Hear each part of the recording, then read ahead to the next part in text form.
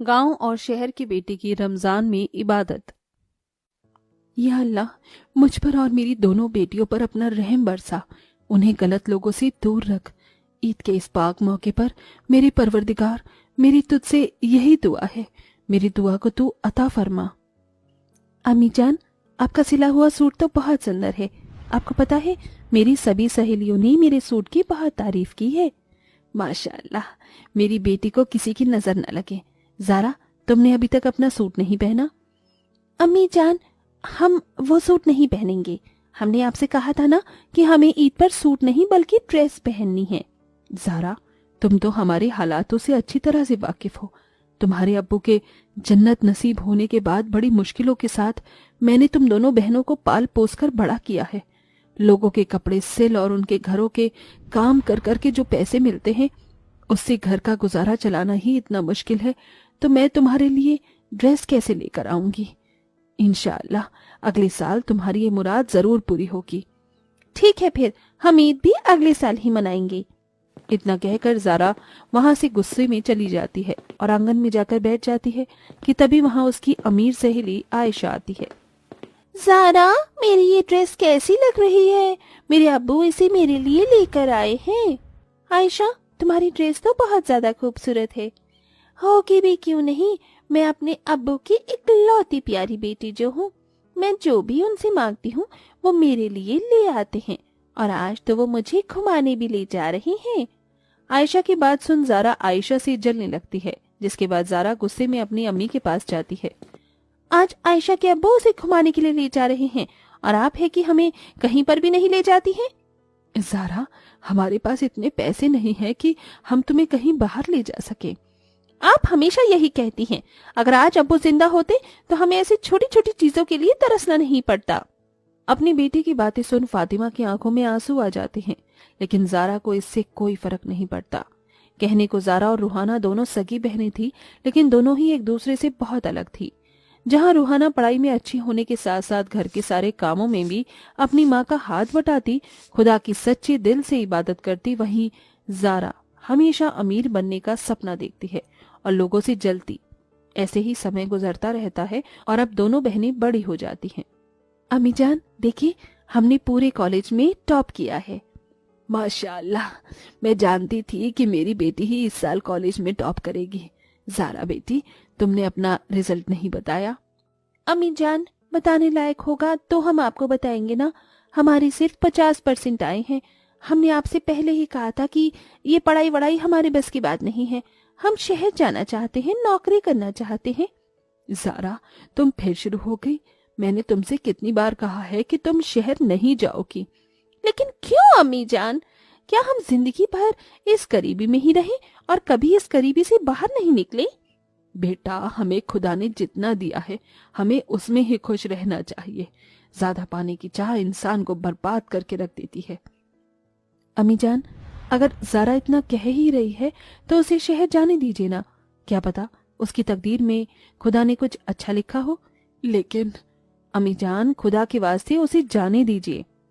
अपनी बड़ी बेटी की बात सुन फातिमा ज़ारा को शहर भेजने के लिए मान जाती है, जिसके बाद अगले दिन होते ही ज़ारा शहर जाने की सारी तैयारी कर लेती है। ज़ारा, ये ताबीज़ मैंने तुम्हारे लिए बनवाया था। ये तुम्हें सारी बुरी नज़र से बचाएगा। इसे कभी अपने हाथ से मत उतारना। फातिमा रूहाना नम आंखों से ज़ारा को रुखसत करते हैं। ज़ारा के शहर पहुंचते ही जल्दी एक अच्छी नौकरी उसे मिल जाती है, जिससे अब आराम से वो अपनी ऑफिस की कुछ फ्रेंड्स के साथ ही एक फ्लैट लेकर रहने लगती है। शहरी तौर तरीके और वहाँ के लोग देखकर अब ज़ारा धीरे धीरे शहरी लोगों की तरह बनने लगती है। उनकी तरह कपड़े पहनना, खाना खाना, बाहर घूमना अब ज़ारा का एक नया शौक बन गया था। ज़ारा, कैसी हो तुम? वहाँ सब कुछ ठीक तो है ना? और तुम नमाज तो वक्त से पढ़ती हो ना? हाँ बाजी, मैं 5 वक्त की नमाज पढ़ती हूँ। आप फिक्र मत करो, मैं यहाँ पर बहुत खुश हूँ। अल्लाह तुम्हारे सारे ख्वाबों को जल्दी पूरा करे।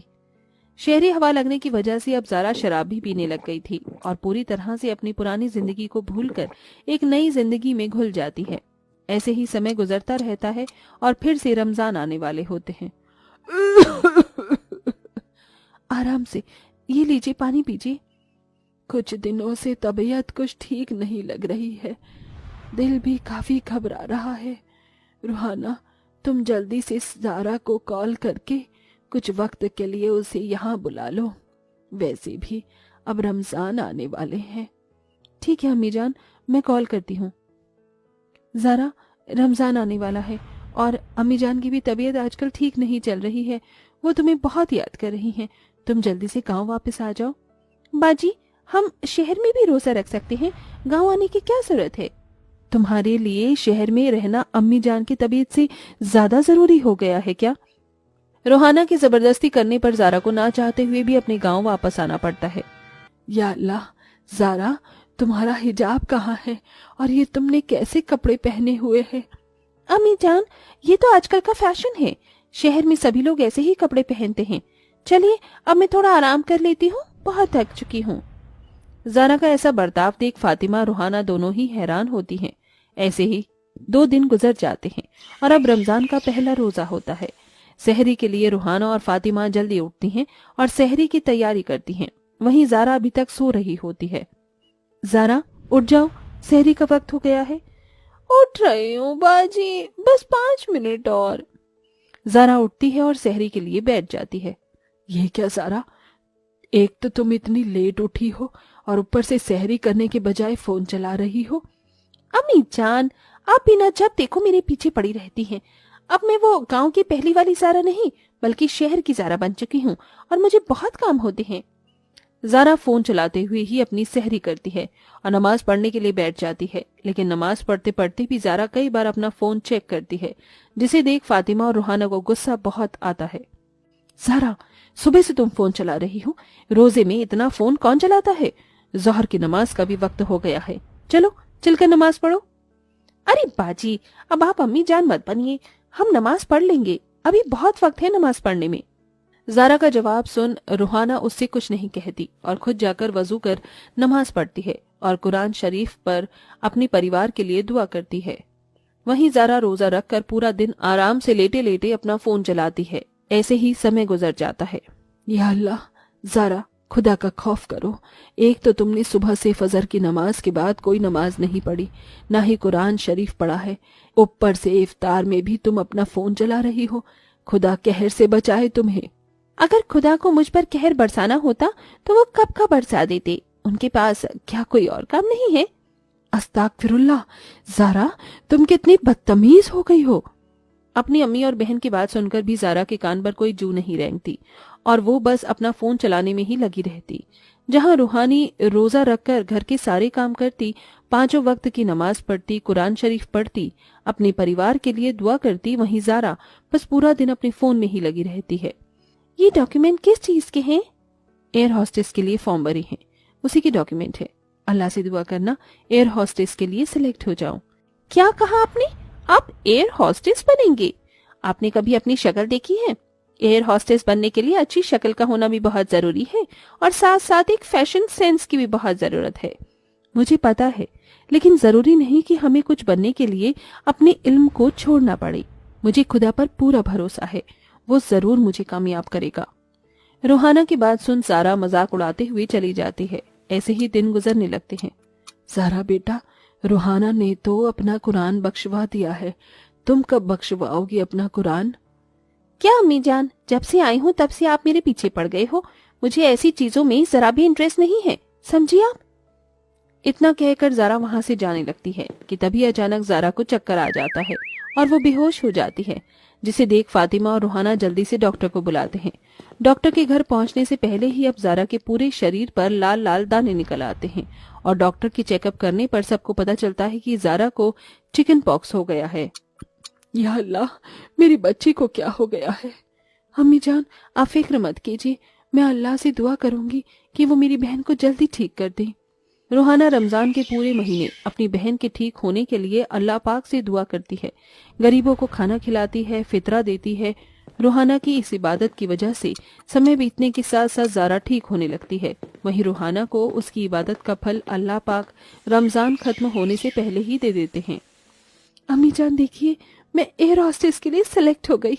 अब मेरा सपना पूरा होने वाला है। बाजी, आप बिल्कुल ठीक कह रही हैं।